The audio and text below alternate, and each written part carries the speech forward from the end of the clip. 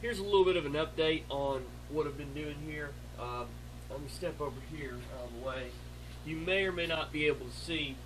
Now I've got our support pole on and our two collars. These are actually going to be the hinges. And this right here, I actually got this off a little bit. I put my notch in and then realized that it needed to be over a little bit, so I just added some weld. And this is notched out here.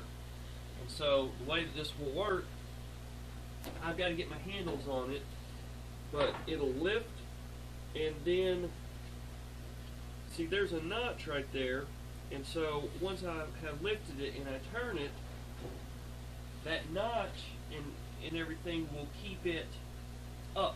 That way I don't scrape my gasket off as it rotates.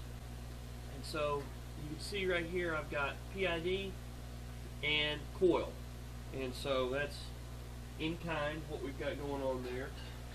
I'll rotate this on around here so you guys can see, make sure we're in view. I'll turn, energize my PID, and this is how I control. This one, unbeknownst to me when I purchased it, is only in Celsius. It only reads Celsius. So, not a big deal. I just got to do the conversion. So, we're dealing with centigrade there, and I want to set, this is in its simplest form, I want to set whatever temperature, I just go through here and I set that temperature and hit set, and then it will energize that coil, pulse it, until this reads whatever my set value is. Now, my thermocouple is down 3/4 of the way down, and my heating source is up here. That way I'm getting a reading, I'm not just reading what's hot up here.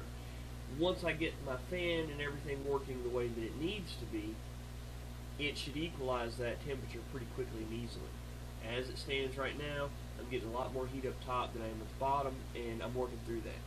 So, but that's kind of, the short and long of it, what's going on with it. And so as I rotate this around, same thing as before, whenever it gets here to the end of that notch, it sets down.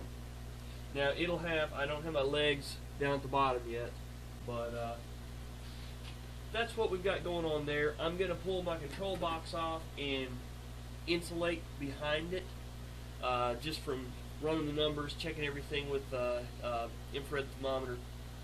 I'm getting a little bit extra heat up here, which is fine. I knew that was a possibility, and so I'm going to undo the screws on there and put some batting behind it, and I should be able to get this thing up and running here within the next day or two. I'll be cooking with it. So anybody know anybody that's got a real long steak? Did I just say that? That was just all wrong. Disregard that. That's not really what I meant. Anyways, I digress. Keep tuned, and we'll see what we can do on getting some oven cooking going on here on some gun parts. We'll just leave food, all that stuff out of it, and I stepped in it there. So I'll see y'all later.